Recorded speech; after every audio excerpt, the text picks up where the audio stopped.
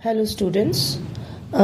Today's topic will be the flight to Luna and the explanation will be both in Hindi as well as English. So let's start. So the flight to Luna is a story written by Richard Mays Elam. He was born in the year 1920 and died in 2013, was an American author who wrote a number of science fiction stories for young readers. Fiction here which is not based on reality. Okay? Some of his books are young readers' science fiction stories and teenage super science stories. So now let's begin with the story. Toby Workman stared out of the window of his room in the space station. So here the main character, जो कि इसका नाम क्या है, Tobey Walkman, वो उसने stared out of the window, उसने बाहर देखा अपने विंडो से.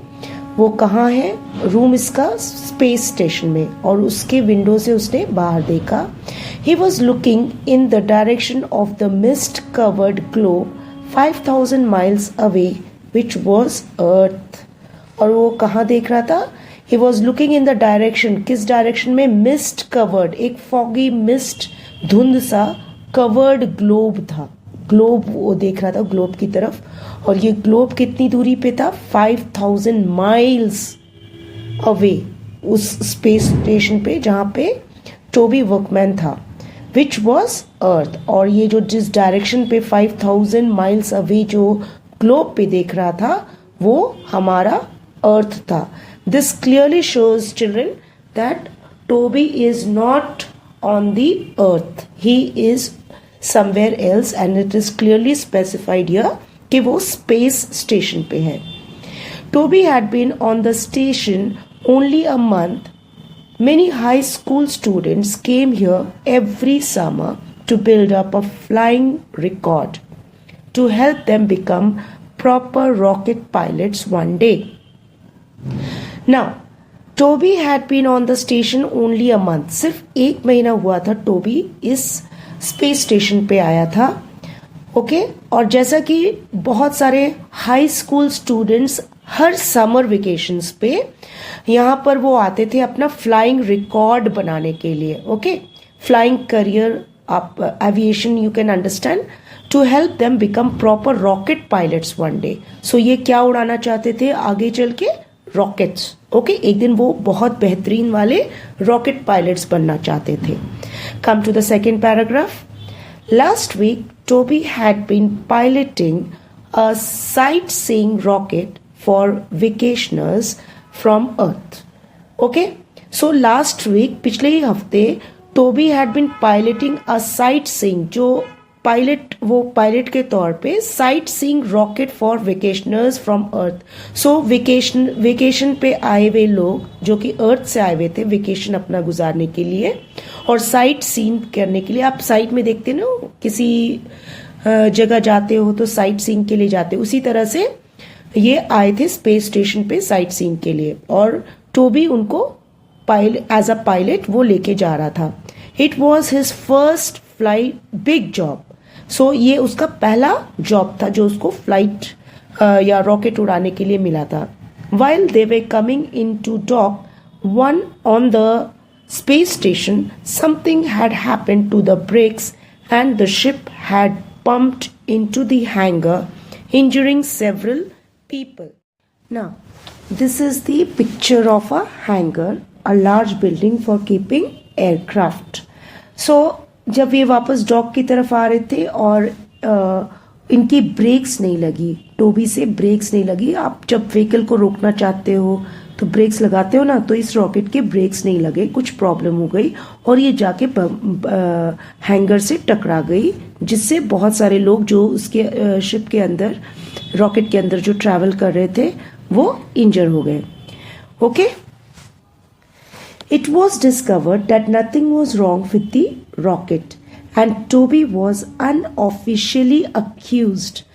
ये पता चला कि nothing was wrong with the rocket, मतलब रॉकेट के साथ लोगों ने बोलना शुरू किया कि रॉकेट में कुछ गड़बड़ी नहीं थी. Okay, and Toby unofficially means not officially, not confirm by someone in authority. Accuse मतलब होता ब्लेम करना, किसी को मुजरिम ठहराना. accused of carelessness while further investigation was being carried out. और जब तक कि कोई और इन्वेस्टिगेशन इस मामले में होता, टोबी को सब लोगों ने कसूरवार ठहराना या ब्लेम करना शुरू कर दिया. If no mechanical defect was found, Toby knew he would be suspended from space flying. अगर कोई मैकेनिकल डिफेक्ट इस रॉकेट में नहीं मिलता है तो क्या होगा, टोबी को सस्पेंड कर दिया जाएगा. Suspend from means not allowed to work as a pilot in this case, at least temporarily from space flying. Space flying से इसको, जिसका इफेक्ट इसके करियर पे पड़ेगा. Okay, now over the wall speaker of his room came another appeal for a pilot to carry Dr. Shepard and his daughter, a nurse trainee, to Luna to give medicines in a sudden outbreak of contagious fever. Now, over the wall speaker of his room, ये wall speaker जो speaker room पे लगा रहता है ना, okay, एक appeal आई, एक request I for a pilot जो कि कैरी कर सके किसको, डॉक्टर शेपर्ड और उनकी बेटी जो कि एक ट्रेनी नर्स है. ओके, उनको कहाँ लेके जाना था, लूना पे. ओके, किस लिए, मेडिसिन देने के लिए, क्योंकि वहां पर अचानक से एक आउटब्रेक हो गया था कंटेजियस फीवर का. Contagious fever means word use to describe, contagious means word used to describe diseases that can spread from one person to another through contact. You can very well resemble or make out, जैसे जो Covid में case हुआ था ना, वो contagious था, एक person से दूसरे लोग तक चला जाता था. इसी तरह से ये फीवर वहां लूनर पे स्प्रेड हो गया था. I am the only licensed pilot in the space station right now, Toby thought. The express bringing other pilots from Mars won't be in for a long time. A delay may let the fever grow into an epidemic. Toby began pulling out flying gear. I'm going to try it. Now, यहाँ पे Tobey खुद से बातें कर रहा है और बोलता है कि मैं ही सिर्फ अभी अकेला इस स्पेस स्टेशन पे लाइसेंस्ड पायलट हूँ. उसने खुद से अपने दिमाग में सोचा.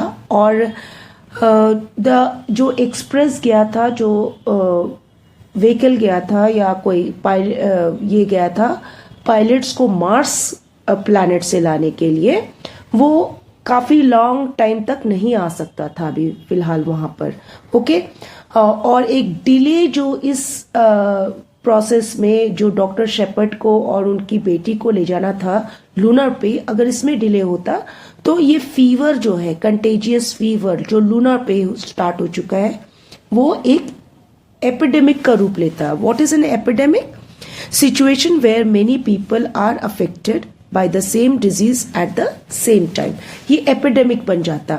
ओके, और वो ये सोचते हुए टोबी ने अपने फ्लाइंग गियर, जो भी सामान उसको फ्लाइंग में लगता है, उसको रेडी किया और I am going to try it. और उसने सोचा कि मैं जाता हूं और ट्राई करता हूं इसके लिए.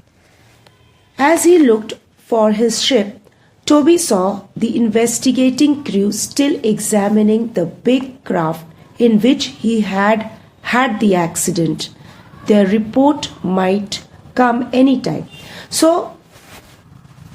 जब ये अपने शिप के लिए, रॉकेट के लिए जिससे वो जा रहा था, या उसका जो शिप वो यूज करता था, उसको देखने के लिए कि वो कहाँ है, जब वो देखने गया तो टोबी को पता चला कि वो इन्वेस्टिगेशन क्रू जो मेंबर्स थे वो इन्वेस्टिगेट कर रहे थे ये इंसिडेंट कैसे हुआ, वो हैंगर में जाके बम्प कैसे कर गया.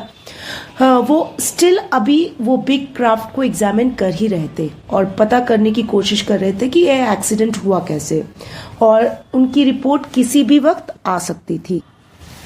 After he had launched the ship and it was on a smooth path, Toby heard footsteps. It was Dr. Shepard coming to meet the pilot. Toby prepared himself for unpleasantness. अब जब Tobey ने ship की सारी arrangement कर दी और वो smooth path पे run होने शुरू हो गई, टोबी को कुछ फुटस्टेप्स, कदमों की आहट शुरू की. और ये किसके पैर के आवाज थे, कदमों की आवाज थी? ये डॉक्टर शेपर्ड की आवाज थी, पैरों की आवाज, जो कि आ रहे थे पायलट से मिलने के लिए. और टोबी अब अनप्लेजेंटनेस के लिए, क्योंकि ये अभी जस्ट एक्सीडेंट हुआ है तो कोई भी खुश नहीं रहेगा, और वो खुद कुछ उम्मीद कर रहा था कि कुछ गलत ही बोला जाएगा उससे, या फिर उस पर शक किया जाएगा, उसकी कैपेबिलिटी पे शक किया जाएगा. इसलिए यहाँ पर अनप्लेजेंटनेस वर्ड यूज किया गया है. When Dr. Shepard recognized him, he exclaimed angrily, "You?" "Yes, sir," Toby admitted. "I knew you and Deb had to get to Luna as quickly as possible." और जब डॉक्टर शेपर्ड ने recognise किया कि ये Tobey वही है जिसने अभी ये इंसिडेंट हुआ शिप के साथ, जिसके ऊपर अक्यूजेशन लग रही है कि, या ब्लेम लग रहा है कि इसने ठीक से स्पेस क्राफ्ट नहीं उड़ाया एंड सो ऑन, तो उसने एक्सक्लेम किया, ये मतलब बहुत गुस्से में डॉक्टर शेपर्ड ने बोला कि तुम. ओके, यस सर, टोबी ने बोला कि हाँ मैं ही हूं. Okay, and I knew you and Deb. Deb is the name of doctor Shepherd's daughter, जो ट्रेनी नर्स है ना, वो डेब है यहाँ पर. ओके, सो मुझे पता था कि आप लोगों को लूनर जल्दी से जल्दी पहुंचना है. ओके, इसलिए मैं हूं यहाँ पर आपको हेल्प करने के लिए.